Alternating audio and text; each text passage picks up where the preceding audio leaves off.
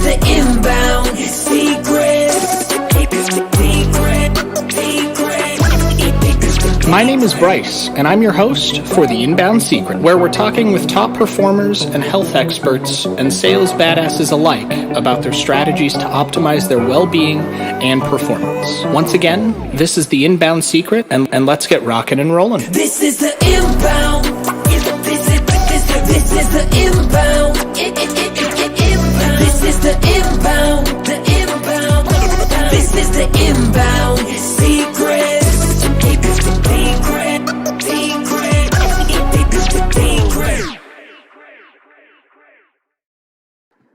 Welcome back to another episode of The Inbound Secret, guys. Once again, I am your host, Bryce Vance, where we talk tips, tricks, strategy, the inside to success. We highlight entrepreneurs. Today, we have a special guest. We've got none other than Sean Mathies, the CEO of Surefire Media, founder of Lead Genie. Back in the day, you did selling with Sean. You've done stuff with Uncle G. You're down in Dallas just crushing it, it seems like, because I've known about you since long before I got into the agency space. Nice. Tell everybody a little bit about who Sean is. So I appreciate you having me first and foremost and, sharing this with your audience. I think it's fantastic that you do this and bring value to folks. Truth be told, I've always wanted to do a podcast and I'm just not dedicated enough. So kudos to you for being dedicated and keeping it going because, man, this kind of content is super valuable and super helpful for people. So bless you for doing that. A little bit about myself. I'll just give you the short version. Went to the military out of high school, sold real estate for a little bit, and then got into the insurance world. Loved it, killed it. Went on to start my book at Liberty Mutual. I was rookie of the year there, number one rookie agent hired that year out of about 1,500, top 5 in the country, number 2 in Texas. And along that path, I ran into some relationships with a cast from a TV show called $1 Million Listing Los Angeles, $1 Million Listing New York. Started doing meet and greets with these guys and bringing them out for networking events. That kind of morphed into booking them for speaking engagements around the world and ended up building a company called Millionaire Masterminds out of that. And with that, we actually created a mastermind platform for celebrity personalities to help them get their message out to their followers. And we did that for several years. Did programs with Ronnie Coleman. We did a fitness challenge with him, a 30-day fitness challenge. We did something with Craig Robertson of the Cleveland Browns. Pretty much every cast member on New York and LA, we did some sort of an event, whether it be a course, webinars, speaking engagements, meet and greets. Super fun time. Liberty Mutual didn't like that so much. That's where I was working. They said, hey, you got to pick one. You can't have a job in another business. I said, you know what? This is a change of a lifetime. So I went with that. And from there, I decided, well, realistically, this whole TV person, I think these guys have a short lifespan. So I need to look at something long-term. Well, I decided I obviously knew something about insurance and lead generation and marketing. So I thought, you know what, I'll set up a course and see if I can get anybody to want to learn my methods and how I did it. And so I started with the Agency Alliance Mastermind back in 2013. We built one of the first social media masterminds that was open to anybody that wanted to learn social media lead generation. Built a very large program there. We did thousands of people. That's where I brought in Grant Cardone. We did a joint venture there where he was offering all the sales training to my guys that I was doing the marketing training for. We did that for about a year and a half.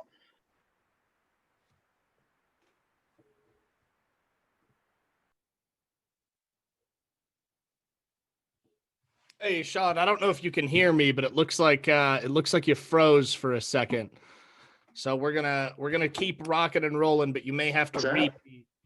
You froze for a little bit. Your connection went sour. Can you step it back like 15, 20 seconds and just repeat? Where was I at? So it was right after the joint venture with Uncle G. Okay. So we did a joint venture with Grant Cardone. He handled all of the sales and sales training for my guys that I was doing the marketing training for. And then from there, we launched the marketing agency, which was done for you services. A lot of agents were like, hey man, this is great stuff, but can you guys just handle the marketing for us? So we started the marketing agency where we handled all the marketing and lead generation.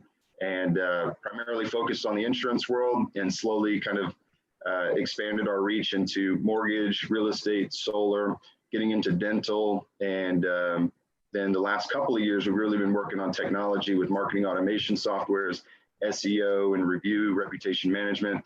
So just a lot of projects going on that we've launched. It's been crazy, crazy busy, and just an absolutely fun industry. We were talking earlier about the dynamics and the changes and how fast paced it is. And it's, I love it, man. Yeah, it's one of those, I always love having people like you on that follow the same kind of trajectory, whether we knew it or not, whether I was following or you were following. There's always some kind of like path, right? Whether you carve your own or it's an existing path, it's a pathway that you're taking to really make an impact. And I know for you, just like for me, it's about the impact that you can make to help change that, to help change lives, help give somebody an opportunity over just doing it for $1. Because quite frankly, and I'm pretty sure you'll agree on this isn't the easiest way to make a dime. No, definitely not. It's probably one of the most rewarding, because I get to see, like, I just did a Funnel Friday for a community I'm in called Virtually Limitless. And I do one every Friday between 11 and like 1.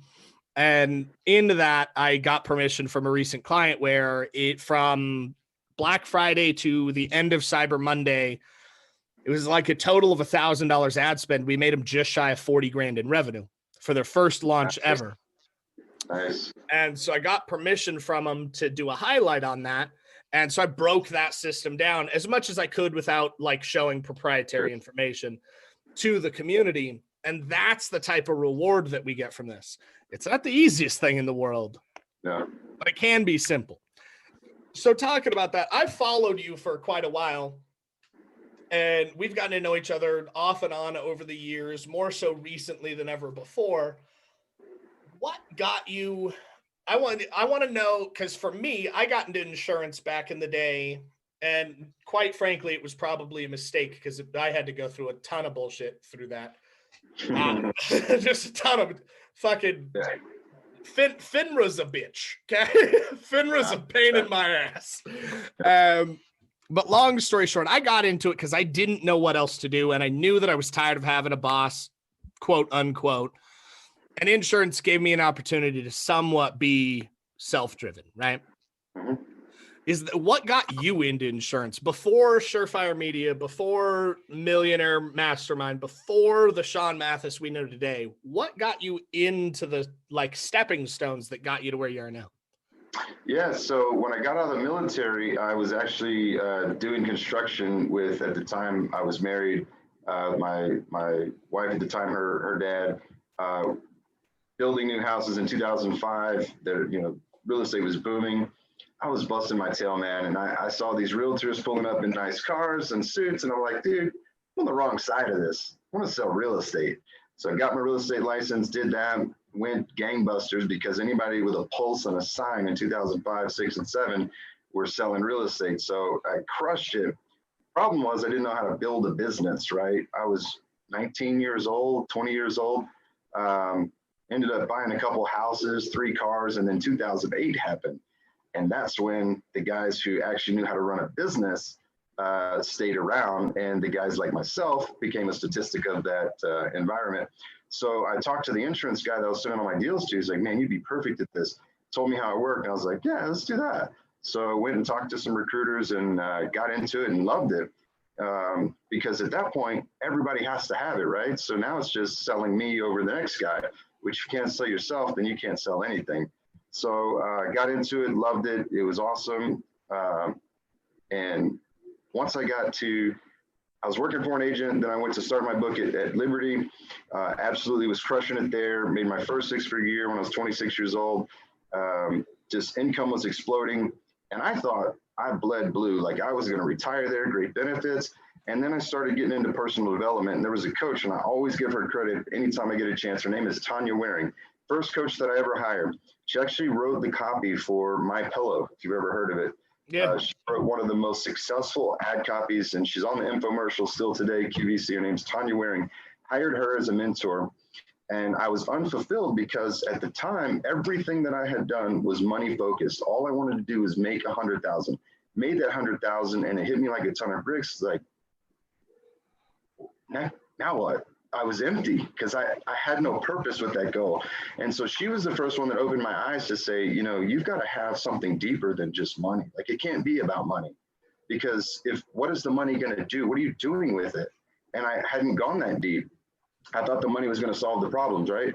And long story short, she was like, you know, I'm not dissuading you from doing the insurance thing, but if what you want to do, I think, is much bigger than where you're at, you need to open your mind and open your eyes to opportunities. I'm not saying look for another job, just be open. And I was trying to figure out, how do I get to $100,000 a month? And I couldn't mechanically put that together with the ecosystem I was in. And she was like, you're trying to figure out A to Z, and you're not going to move forward because you're so focused on this. You could be missing all kinds of stuff. And when I opened up and really kind of realized there's other things that I can open my mind to, that's when I met the Cast for $1 Million Listing. And that's when that kind of led into all these other things. And I realized maybe insurance isn't my calling. Maybe there is other things to do. And that's like really what put me on the trajectory to start venturing out into other things and just letting my creativity say, what else can I do? And just started going for it. I love it. I love it. I ended up, just to tell you a little bit about kind of that time in my history, I did the insurance and financier route. And did I like it? Yeah, it was okay. Was it my calling? No.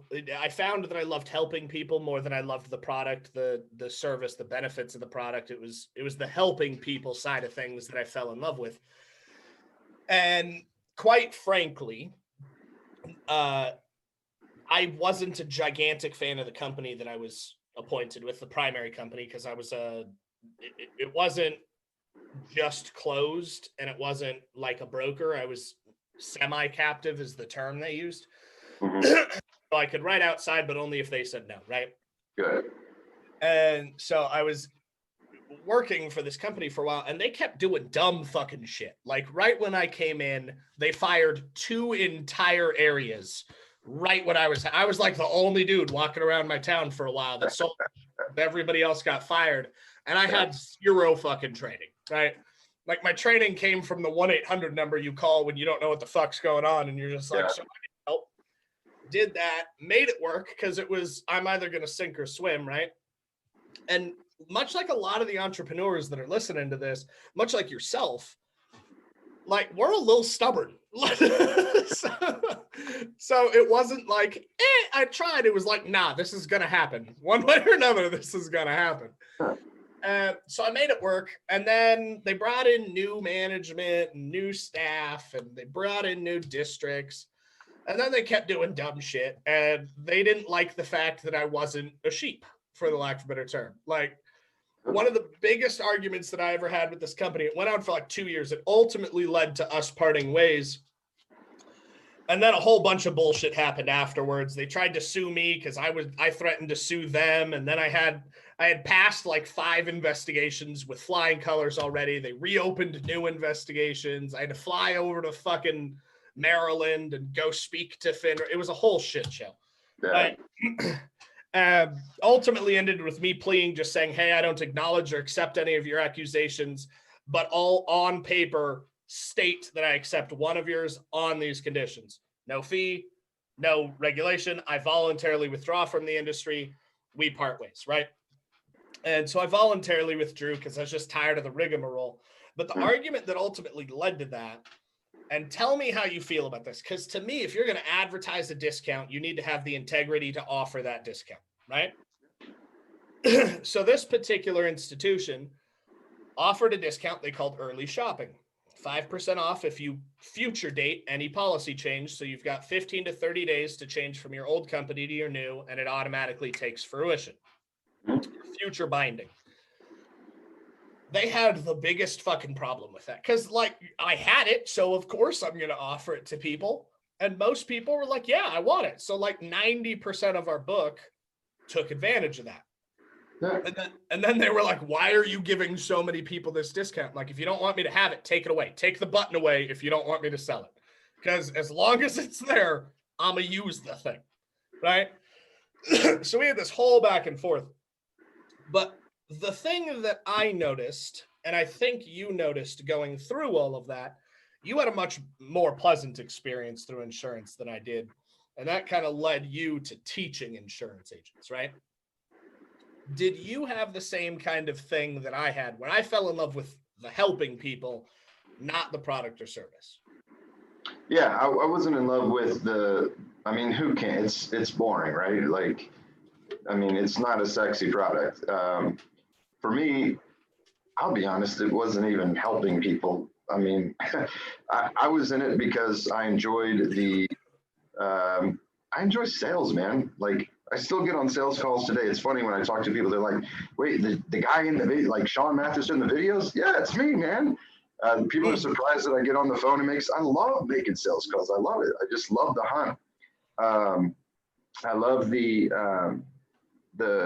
referral partnerships that I had. I loved everything about the position except the policy and the changes and the mundane pieces of it. I future bound everything, man. We had the same thing, and everything got a future bind date. I'm like, hey, today's the 3rd. When's your monthly payment? It comes out on the 19th. You want to just keep that? Great. Let's find it for the 19th. Get it all done, and instead of paying them, you'll just pay me. Like, we future bound everything. Yeah. I was on a first name basis with compliance because I was always like right outside the lines. An example was you can't have an insurance blog. So I had said I got a personal blog, and the personal blog was insurancewithsean.com. They tried to say, you have an insurance blog. No, I have a personal blog, just happens to be called insurancewithsean.com. So I was always like pushing the envelope. But what's interesting is after all of, I was on a first name basis with the clients. I had one of the highest closing percentages in the country. I think it was like 52%. I got regular audits from compliance because they're like, he's got to be given discounts that don't apply. Like, they were trying to find something that I was doing wrong. Truth was, I was just doing something completely different than everybody else when it comes to marketing and lead generation. And they ended up citing, hey, the stuff you're doing with the $1 million listings, it could be a conflict, RESPA, blah, blah, blah, blah. I said, look, man, I'm number 2 in the state. You got a room full of agents that aren't meeting quota. Why are you on my ass about this, man? Go talk to the guys that aren't selling. Like, I enjoy my job. I like what I'm doing here. I don't need this job. So either let me do my job or I will go somewhere else. And that's when I ended up just leaving because, like you said, it's just so many politics. And they wanted me to be a corporate yes man, very similar to you. And it's not me. Can't do it. I'm too stubborn for it, man. I'm too stubborn for the corporate yes man side of things. So let's trickle in some pixie dust or some gold nuggets for everybody listening, because I love your story. I love how you've kind of come up. You've been impact driven really kind of your entire life, whether that impact was you wanted to make an impact on your wallet, you just didn't know you wanted to help people at the time or not. There was some kind of driving force. A lot of the people listening to this are stuck, whether they're stuck at just a launch or they're stuck and they can't scale or 2020's beat the shit out of them. But the one thing that's always helped me get through being stuck was much like you. I love the chase. I love the hunt. Hopping on sales calls, having that conversation, building the relationship, closing the business. But that's something that really doesn't come naturally to a lot of people, right?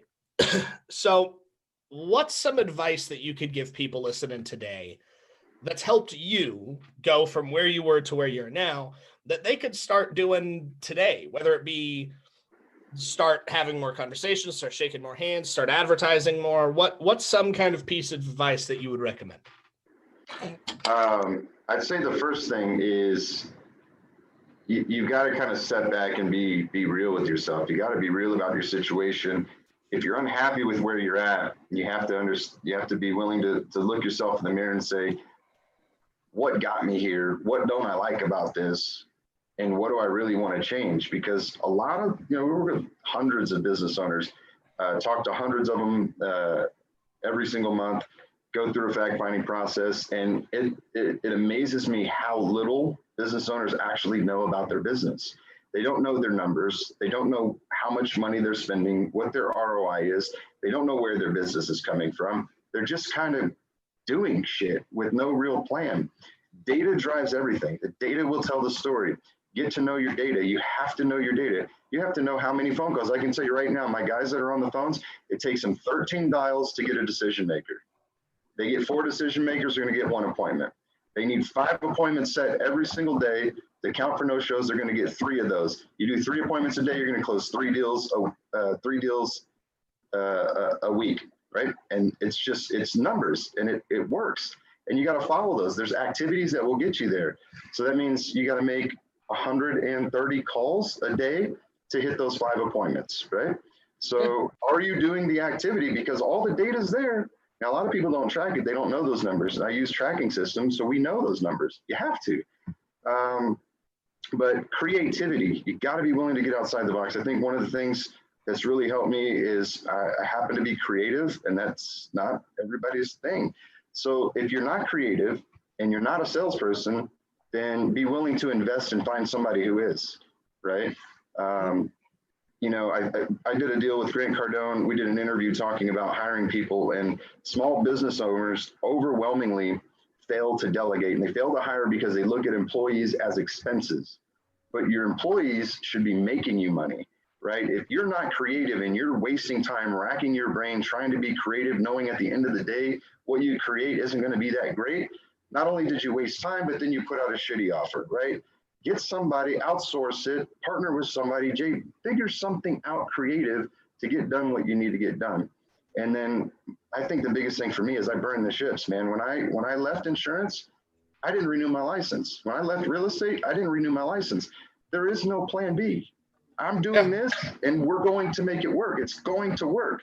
That's it. There's no going back. There's no getting a job. It can't even cross your mind. We've had bad months. There's been several times over the last 7 years where I was like, shit, man. But I had to refocus and say, you know what? The money is there. I've been marketing. I have my system. It's there. I got to find it. It's there. Get on the phone and find it.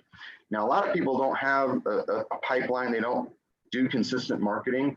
So that can be problematic. So you have to start marketing. You have to keep a consistent pipeline. If you can't at any moment log into a database somewhere and find 100 people that you've already talked to, marketed to, who's interacted, that's a problem. You gotta have it, man.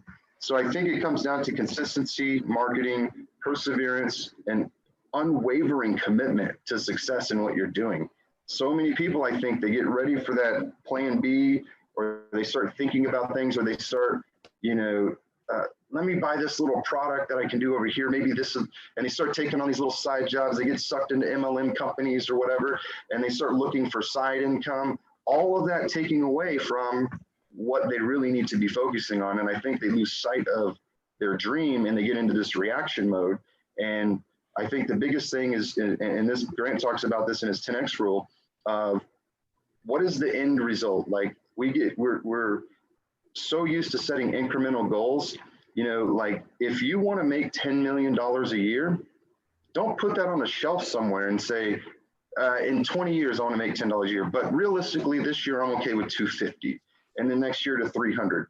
No, if your goal is 10 million, your goal is 10 million. You never reduce that target. You may not hit that goal this year, but if you bring down a $10 million goal to a 250, 500,000, you're not going to hit any more than 250 or 500,000 because that's the effort you're going to be putting toward it. And you're always going to fall short. So we keep the big goal in mind, and we may not hit it, but we'll figure out, okay, what can we do different that didn't get us there? Where did we spend time we shouldn't have spent? Where did we spend dollars we shouldn't have spent? And we're constantly evaluating. We understand our customers. There's just a lot. You just have to have laser focus. And it's not uncommon for me to do a 15, 16, 18-hour day if need be.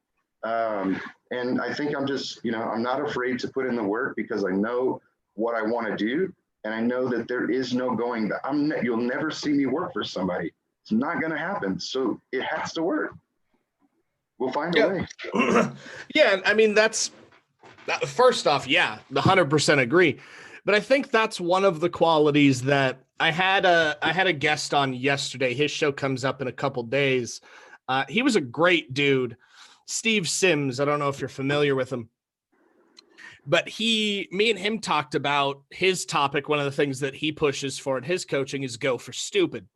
And it really resonates because all of us entrepreneurs, we're wired a little different, right?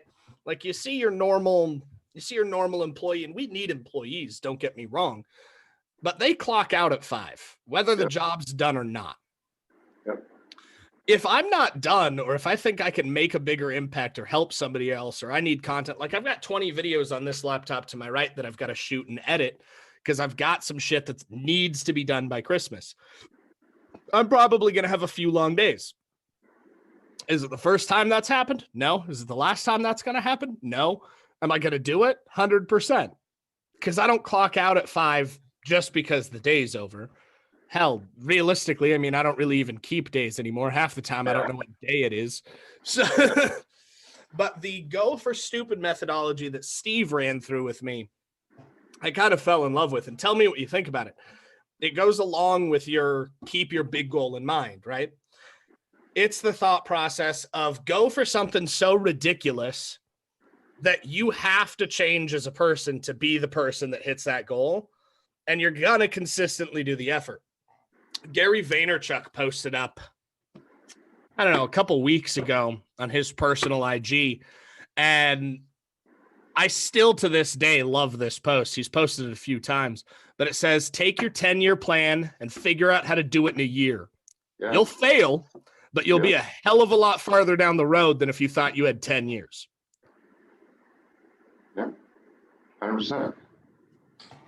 So with that in mind, you know probably better than anybody else, small business owners suck at hiring, and they suck at kind of planning out because they don't track a lot of stuff, right? Nobody, even business school doesn't teach you how to be a business owner. They just teach you to be higher level management. You kind of fumble your way through everything. What would you recommend as far as the hiring aspect goes first? How can somebody find a quality employee and change their mindset, most importantly, about it being an expense versus an investment? Changing the employer's mindset? Yes. So, and this isn't one of my strengths, right? I'll be honest with you. Because I'm not a great trainer, to be honest, man. I've got so many irons in the fire. I look for the entrepreneurial spirits. I look for somebody who can see the vision of what we're doing and isn't afraid to shadow me for a while, but has the intuition to pick it up and make it their own, right? Like it's not rocket science, okay? If you can understand the core concepts, understand the technology that we're selling and the services we provide, you don't have to know every nut and bolt and mechanic before you get out there and just start doing it. It's the best way to do it. And you got to find those self-starters.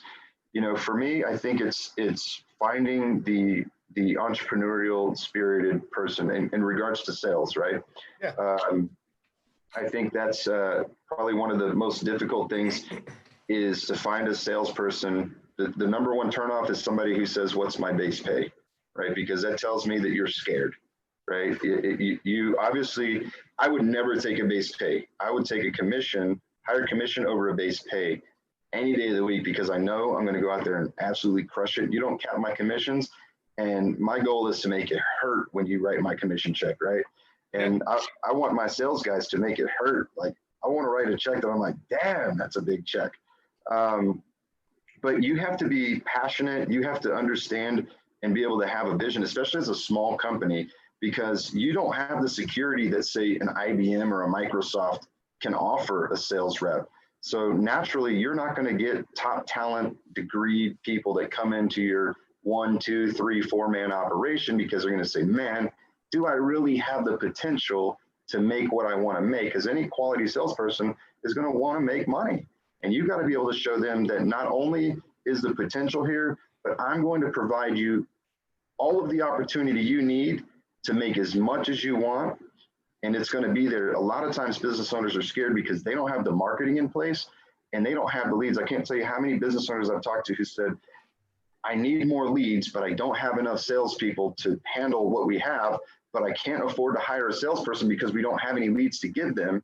And they're like, I don't know what to do, right? And to me, the answer would be, well, then get the leads and bust your ass and work some, build up some capital to bring that guy on, right? But ultimately looking at what do I need to offer compensation-wise for this to be a profitable scenario. And I let the sales reps know, here's what we make, here's what you make, here's our expenses. This is where we're at. Like, I want them to take ownership of the company and where we're at.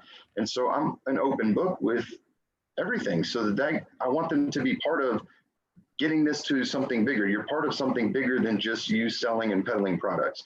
We're going to grow this thing and you're going to be part of something bigger, right? And they have to buy into that.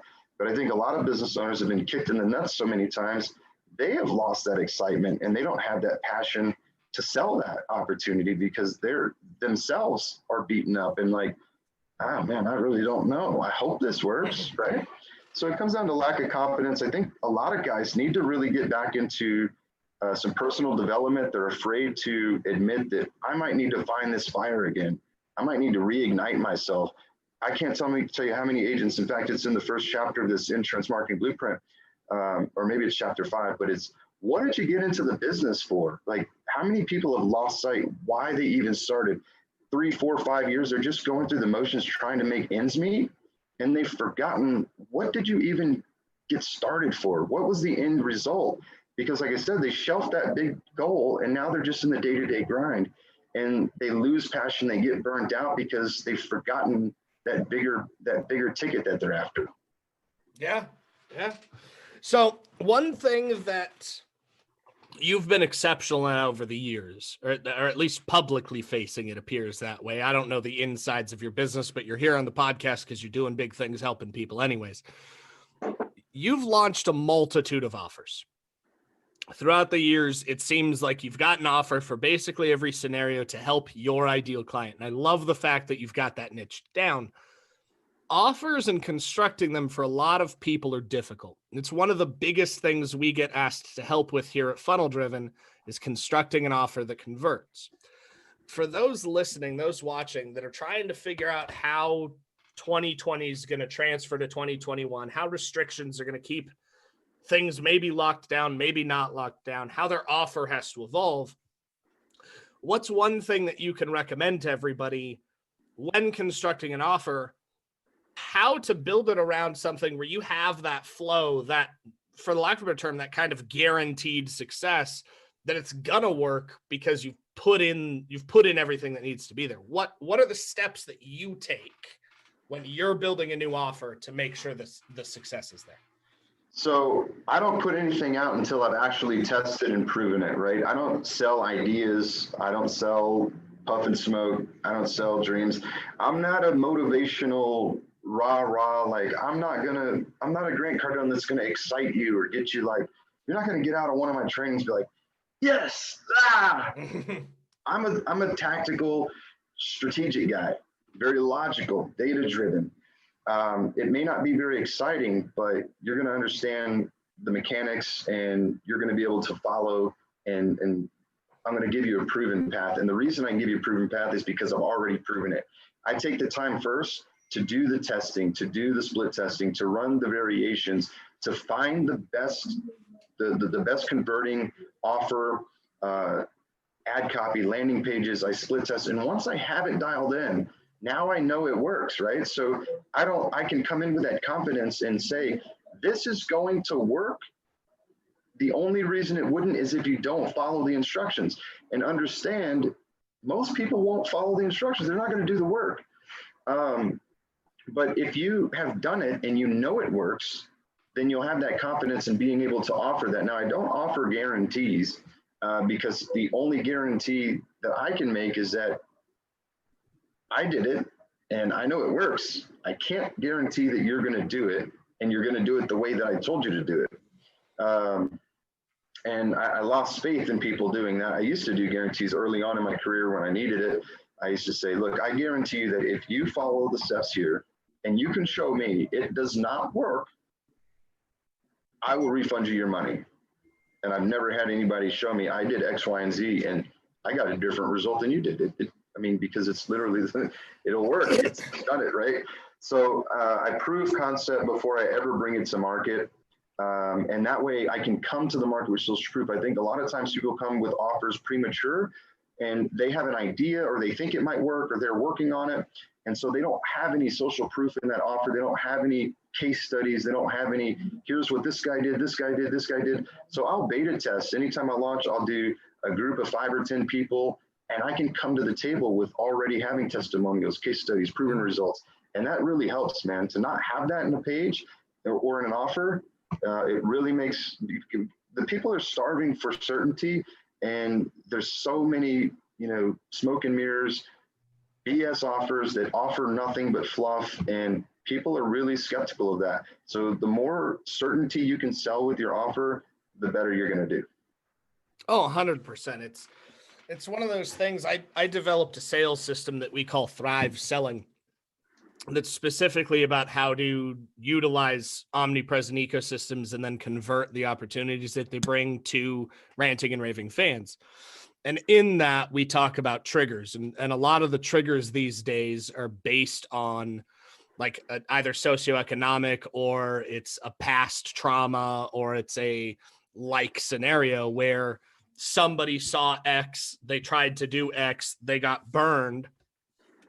And it's one of the reasons why I invited you on this show.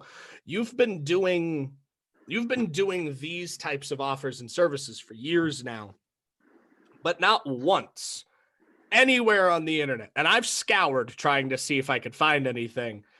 Not once have you ever come off as the smoke and mirrors guru. You've never been the, here's a Lamborghini that I rented, come pay me. And yeah, the authenticity that attracted me to wanting you on the show, on top of the fact we get to know each other a little bit more. But it's one of those things that I really hate to say is rare these days. Like it is. Yeah.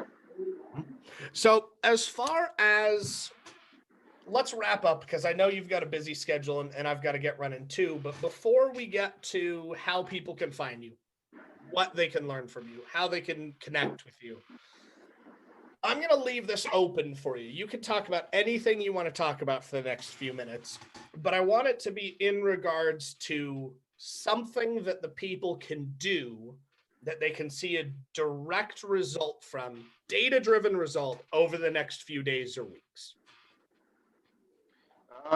Let's get specific. Tell me a little bit about your audience on what they might be doing that I could help them with. And if you don't mind, I'm going to fix this because I just turned gold all of a sudden. I guess that's just the way it is. All right. So who? Tell me about your audience real quick so I can understand and give them something that would be applicable. So the majority of our audience is made up of 2 sectors. Sector 1 is the newbie entrepreneur or the newbie business owner who just started something and they're in like the first 3 years, typically 1 to 2 years for the starting segment. And then the second half of the audience of the primary sector is made up of existing business owners, anywhere between about 100,000 to just shy of $1 million a year in annual revenues. And they're stuck. They've plateaued. They can't figure out how to take it to the next level. There are a few trickled in bits that are just like 1099 sales reps, or like we've got some insurance and real estate agents that follow. Solar's a big audience. So we've got like the contractor and artist inside, but our primary clientele, our primary audience that listens to this on a regular basis is the small business owner, the mom and pop business owner that started something a decade or a few years ago, and they just can't seem to get past their own bottlenecks. So the show, like I told you when I invited you on, we highlight people that have done that. We highlight the inside look at success. We talk mindset, strategy, tactics, and that's something that I'd like you to talk about in your own words, whatever topic you want, that'll make the biggest impact for the people that are listening. Yeah. So look, man, if you're stuck and I tell clients this all the time. If you're stuck in whatever, whether it's reaching an income goal, whether it's scaling your business, hiring the next person, if you're stuck and you find yourself stuck for any period of time, then honestly speaking, you don't know the answer, right? If you did, you wouldn't be stuck. One of the biggest things that I see people struggle with is being willing to say, I don't have the answer. I'm stuck. I don't know what to do. And then be willing to seek somebody who's done it and be willing to fork out the cash to pay them if they'll take you on as a client and help you get unstuck, because you need an outside perspective to look in, because surely you've tried to figure it out and obviously you haven't done it. If you knew how, you wouldn't be there. And I think a lot of guys are pinching pennies. They're saving pennies and costing themselves dollars in the long run, because the longer you stay stuck, the more market share your competitors are eating up. I spent a lot of time and a lot of money early on in my career investing in masterminds, investing in coaches. I've spent as much as $10,000 on coaching. I went through Garrett J. White's Wake Up Warrior, incredible program. And I'll tell you, one of the probably the most powerful question, and I'll admit, it brought me to tears. We were on the beach in a plank, and he knows all of our story long before we get there. And he gets into my ear and he's like, "What the fuck do you want, Sean? What do you want, man?" And I couldn't answer. I was like, I don't know. I don't even know. And going through that whole process, he helped me get clarity. And one of the things, I'll just share this quick story. We got into groups in this program. We got into groups, just an illustration of how eye-opening it can be when you get a different perspective. I was a leader of a group. This guy, Raul Valasis, ran another group. He's an awesome coach and trainer as well, runs Next Level. And the rule was, we took our group and we had 2 hours to go out in the community and raise as much money as we could by any means necessary. We just couldn't use our own funds or family. And we went out. We came back and we had like $100.